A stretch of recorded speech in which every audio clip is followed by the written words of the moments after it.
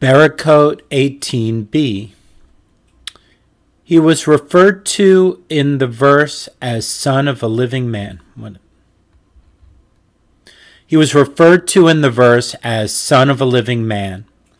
The Gemara wonders, is that to say the fact that the Bible referred to him with that appellation, that all others are children of the dead? Rather, the verse should be explained as follows. The son of a living man who lives forever,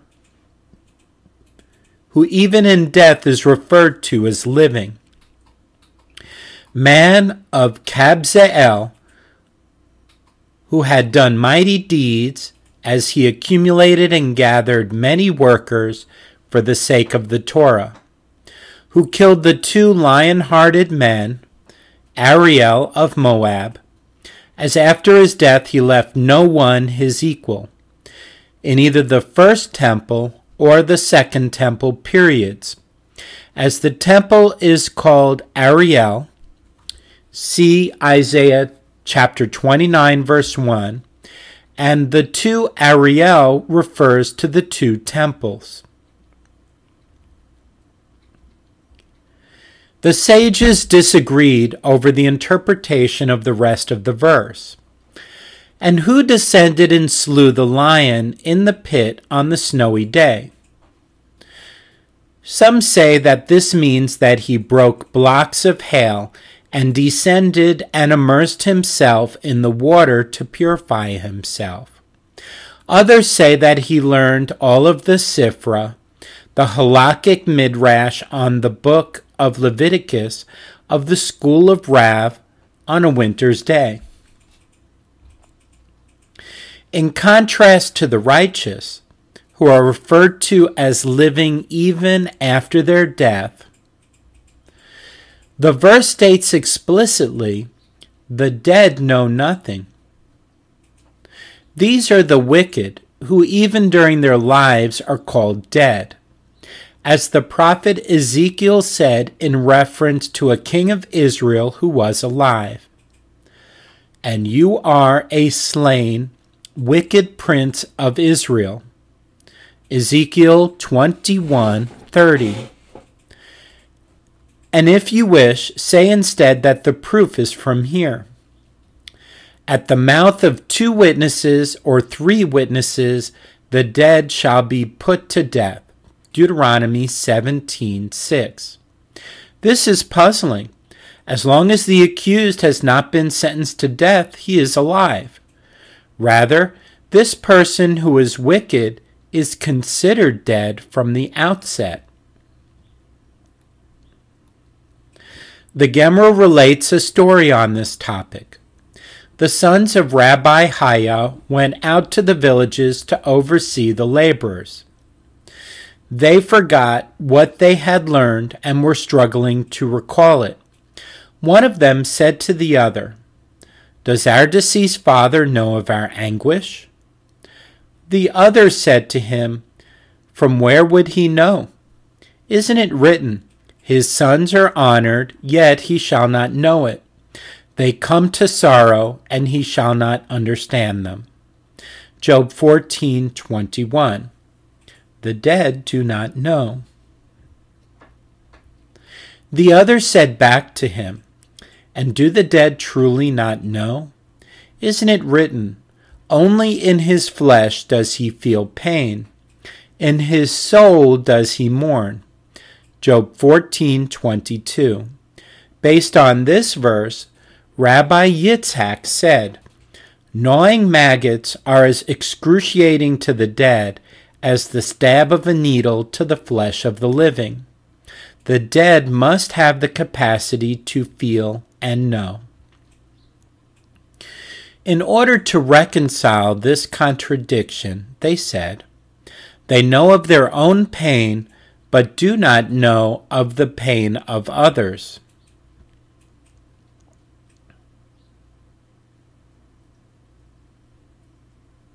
The Gemara challenges this. And is it so that the dead do not know of the pain of others?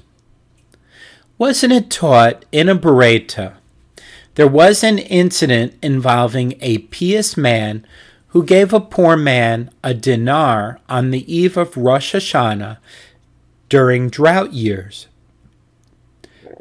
And his wife mocked him for giving so large a sum at so difficult a time. And in order to escape her incessant mockery, he went and slept in the cemetery. That night in his dream, Ritva Hakotev Maharsha, he heard two spirits conversing with each other. One said to the other, "My friend, let us roam the world and hear from behind the heavenly curtain, Pargod, which separates the divine presence from the world. What calamity will befall the world?"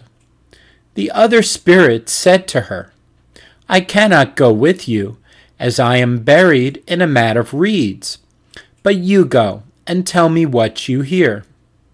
She went and roamed and came back. The other spirit said, "My friend, what did you hear from behind the heavenly curtain?" She replied, "I heard that anyone who sows during the first rainy season of the year, hail will fall and strike his crops." Hearing this, the pious man went and sowed his seeds during the second rainy season. Ultimately, the crops of the entire world were stricken by hail, and his crops were not stricken. The following year, on the eve of Rosh Hashanah, the same pious man went and slept in the cemetery at his own initiative, and again he heard the two spirits conversing with each other. One said to the other, "Let us roam the world and hear from behind the heavenly curtain what calamity will befall the world." She said to her, "My friend, have I not already told you that I cannot, as I am buried in a mat of reeds? Rather, you go and tell me what you hear." She went and roamed and returned. The other spirit said to her, "My friend, what did you hear from behind the curtain?" She said to her, "I heard that those who sow during the second rainy season, blight will strike his crops." That pious man went and sowed during the first rainy season. Since everyone else sowed during the second rainy season, ultimately the crops of the entire world were blighted, and his crops were not blighted. The pious man's wife said to him, "Why is it that last year the crops of the entire world were stricken, and yours were not stricken? And now this year the crops of the entire world were blighted, and yours were not blighted?" He related to her the entire story. They said, it was not even a few days later that a quarrel fell between the pious man's wife and the mother of the young woman who was buried there. The pious man's wife said to her scornfully, "Go, and I will show you your daughter, and you will see that she is buried in a mat of reeds." The following year he again went and slept in the cemetery, and heard the same spirits conversing with each other. One said to the other, "My friend, let us roam the world and hear from behind the heavenly curtain what calamity will befall the world." She said to her, "My friend, leave me alone, as words that we have privately exchanged between us have already been heard among the living. Apparently, the dead know what transpires in this world." The Gemara responds, "This is no proof. Perhaps another person who heard about the conversation of the spirit secondhand died, and he went and told them that they had been overheard." With regards to the deceased's knowledge of what transpires, come and hear a proof, as it is told. Zairi would deposit his dinars with his innkeeper. While he was going and coming to and from the school of Rav, she died, and he did not know where she had put the money. So he went after her to her grave in the cemetery and said to her, "Where are the dinars?" She replied, "Go and get them from beneath the hinge of the door in such and such a place, and tell my mother that she should send me my comb and a tube of eyeshadow with such and such a woman who will die and come here tomorrow." Apparently, the dead know what transpires in this world. The Gemara rejects this proof. Perhaps the angel Duma, who oversees the dead, comes beforehand and announces to them that a particular individual will arrive the next day. But they themselves do not know. The Gemara cites another proof. Come in here, as it is told. They would deposit the money of orphans. They would deposit the money of orphans with Shmuel's father for safekeeping. When Shmuel's father died, Shmuel was not with him, and did not learn from him the location of the money. Since he did not return it, Shmuel was called son of him who consumes the money of orphans. Shmuel went after his father to the cemetery and said to the dead, "I want Abba." The dead said to him, "There are many Abbas here." He told them, "I want Abba Bar Abba." They said to him, "There are also many people named Abba Bar Abba here." He told them, "I want Abba Bar Abba, the father of Shmuel. Where is he?" They replied, "Ascend to the yeshiva on high."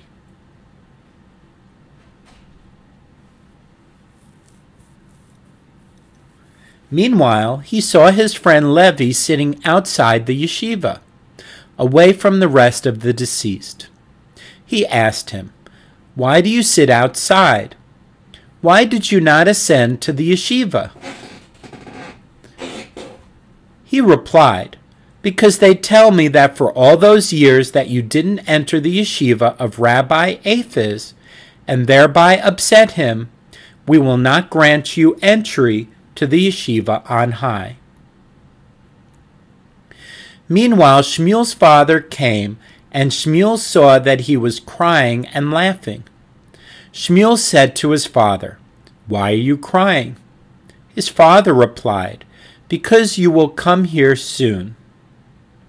Shmuel continued and asked, "Why are you laughing?" His father replied, "Because you are extremely important in this world." Shmuel said to him, "If I am important, then let them grant Levi entry to the yeshiva." And so it was that they granted Levi entry to the yeshiva. Shmuel said to his father, "Where is the orphan's money?" He said to him, "Go and retrieve it from the mill house, where you will find the uppermost and the lowermost money is ours, and the money in the middle belongs to the orphans." Shmuel said to him, "Why did you do that?" He replied, "If thieves stole, they would steal from our money on top, which the thief would see first. If the earth swallowed up any of it, it would swallow from our money on the bottom."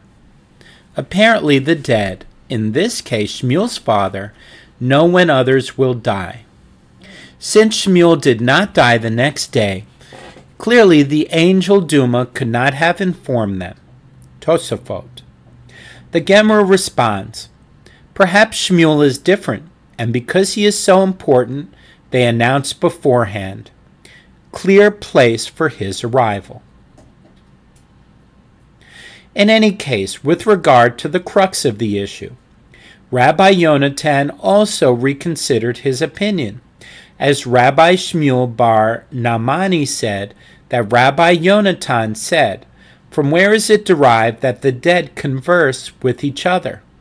As it is stated, and the Lord said to him, This is the land that I swore to Abraham, Isaac, and Jacob, saying, I will give it to your offspring."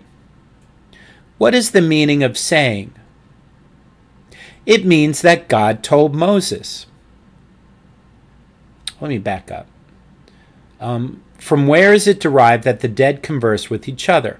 As it is stated, and the Lord said to him, This is the land that I swore to Abraham, Isaac, and Jacob, saying, I will give it to your offspring. Deuteronomy 34:4. What is the meaning of saying?